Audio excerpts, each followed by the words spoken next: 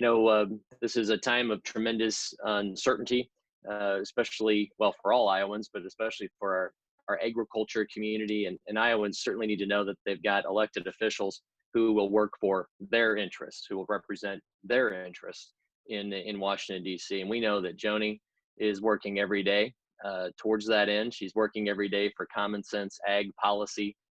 She's working to bring direct assistance and understanding what's happening on the ground, as you heard Mike talk about. She's constantly working for better trade deals. Obviously, this week we're going to pass a very important milestone with USMCA. Excuse me. And of course, it's important to remember that Iowa is second in the nation when it comes to the value of our food and agriculture exports. So trade is a big deal for a state like ours.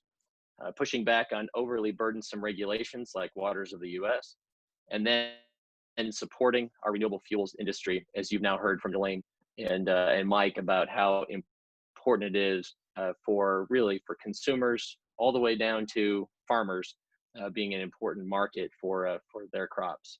By comparison, unfortunately, Teresa Greenfield just continues to demonstrate how unprepared she is to be a United States senator. And the truth is, Joni's been fighting absolutely relentlessly to protect and promote Iowa's ethanol and biodiesel industry for years. And her opponent seems to have just started to pay attention here in the last couple of months. And, as Joni mentioned, and we've all seen it, she's willing to stand up to anyone in Washington to fight for us on this issue. And she just recently did this by blocking an EPA nominee, in fact, over some issues around renewable fuels and some other things.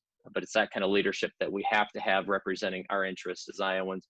Joni, I just really appreciate your willingness to lead in some very, very very challenging times, and to do what you can to help provide certainty for our farmers and really all Iowans. So thanks, Joni.